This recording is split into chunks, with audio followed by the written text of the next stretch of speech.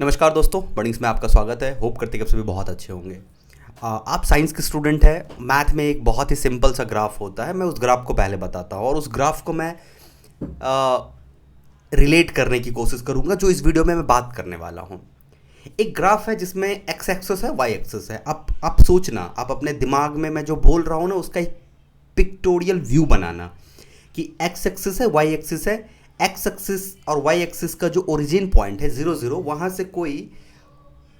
से कोई एक कर्व स्टार्ट हुआ है एंड वो कर्व एक टॉप एक्सट्रीम पे जाता है एंड वो फिर आके एक्स एक्सिस के 0th पोजीशन पे आ जाता हूँ। मतलब वाई एक्सिस का 0th पोजीशन पे आ गया और एक्स एक्सिस से थोड़ी दूर चला, तो इसका मतलब एक पैराबोला जैसा ग्राफ, ओके, एक ग्राफ बनाया गया है, ठीक है ना। आधा सर्कल का ग्राफ बना है, ठीक है। अब इसको हम कनेक्ट करने की कोशिश करते हैं।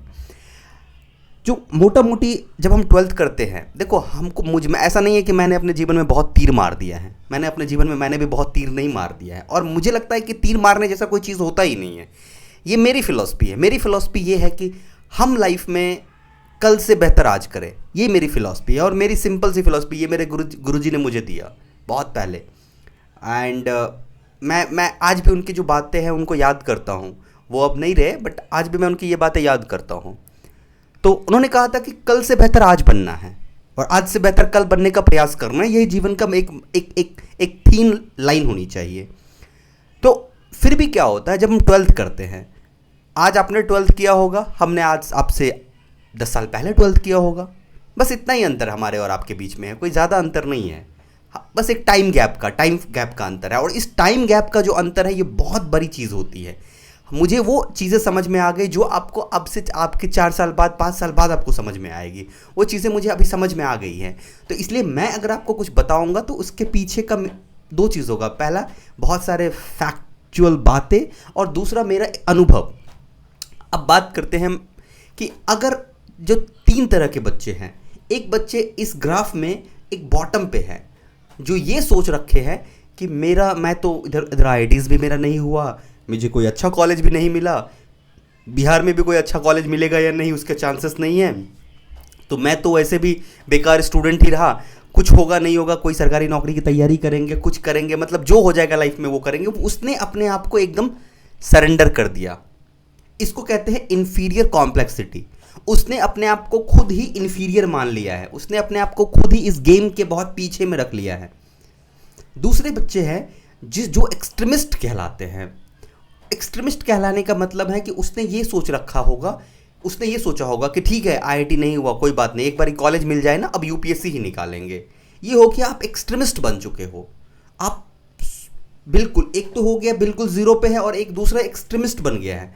तीसरे बच्चे होंगे जो मोटा मोटी, अरे हम तो कुछ कर ही लेंगे, ठीक है मैं अच्छा स्टूडेंट हूँ, मैं कुछ कर ही लूँगा, अभी चिल मारते हैं, बाद में देखेंगे।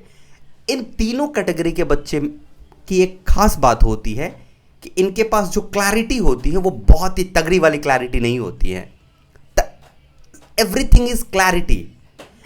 एक चौथा बच्चा होता है जो भी बहुत अच्छा होता है। मैं 3 ही बच्चे जो इंपॉर्टेंट है कैटेगरी मैंने बता दिया, बट एक होता है जो मतलब एक नौकरी बस मिल जाए, वो भी अच्छा होता है। इन लोगों से तो बेहतर होता है कि एटलीस्ट उसके पास क्लैरिटी होती है, उस क्लैरिटी को उसने वैलिडेट किया हुआ होता है।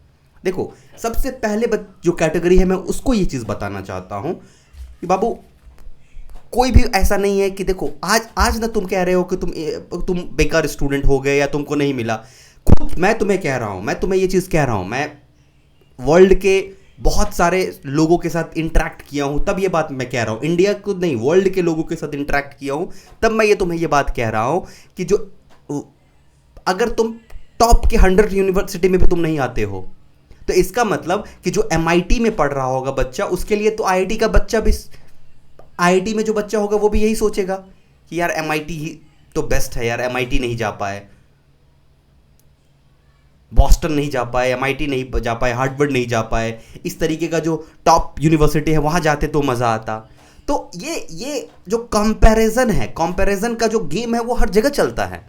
जो यूपीएससी जो निकाल लेता है वो कहता है यार आईएएस नहीं बन पाए, आईएएस बन जाता है तो ये कहता है यार अपना कैडर नहीं मिल पाया, अपना डिस्ट्रिक्ट नहीं मिल पाया, अपना स्टेट नहीं मिल पाया। तो वहाँ पे भी तो है, everybody is doing adjustment, everybody is doing adjustment, कोई ऐसा नहीं होगा जो एडजस्ट नहीं कर रहा होगा, ठीक है। तो अगर मैं जो मेरा ये मानना है, और ये बहुत ही वैलिड मानना है, मैं ऐसा नहीं कि मैं अपने फीलिंग से कह रहा हूं, ये फैक्ट है कि जब जागो तभी सवेरा।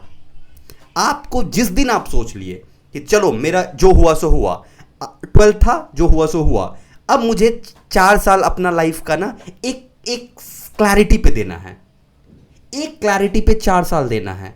ओके, यही तुम्हें सोचना है कि एक क्लैरिटी है, एक गोल है, इस पे मुझे 4 साल देना है, बस बात खत्म, बात खत्म, और कुछ है ही नहीं। और कोई कॉलेज मैटर नहीं करता है, मैं फिर से कह रहा हूं, कोई कॉलेज मैटर नहीं करता, सिर्फ तुम्हारा वो कहा ना, हमको मालूम है मोहब्बत की हकीकत, गालिब दिल को ख्याल, दिल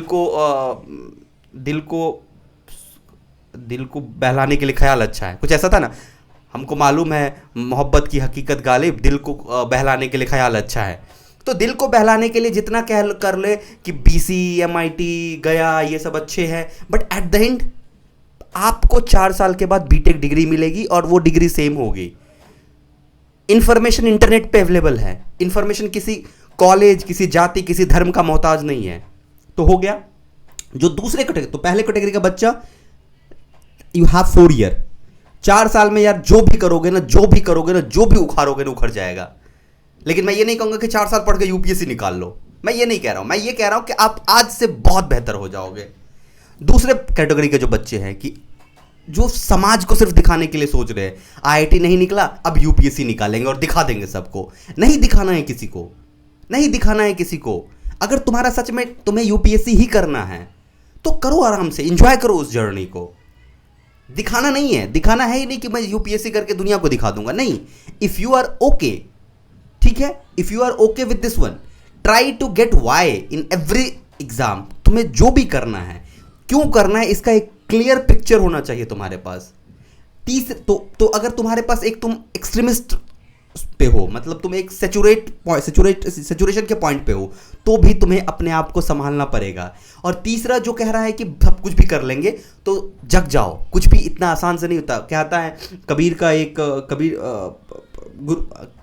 गुरु कबीर की एक दोहा है, धीरे धीरे रे मना, धीरे सब कुछ हो, और माली सींचे 100 घरा, ऋतु आए फल होए। मतलब सब कुछ धीरे से होता है, ऐसा नहीं होता, आप सडनली नहीं कर सकते, सडनली उखाड़ नहीं दोगे। और यही चीज़ होता है, ये सडनली एक दिन में ही बदल देंगे, और यहीं पे आके हम गिर जाते हैं, यहीं पे आके हम प्रॉब्लम में फंस जाते हैं। फिर बाद में कहते हैं बाप अब क्या करूं मैं।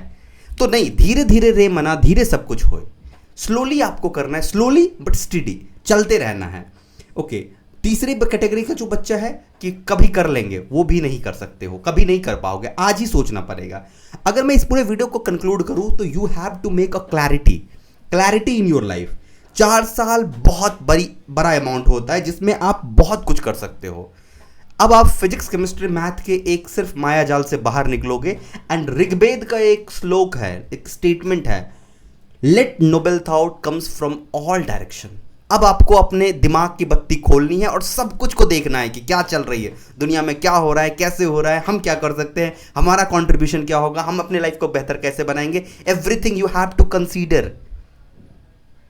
Okay, so right now you have time, you have 4 year, कुछ भी कर सकते हो।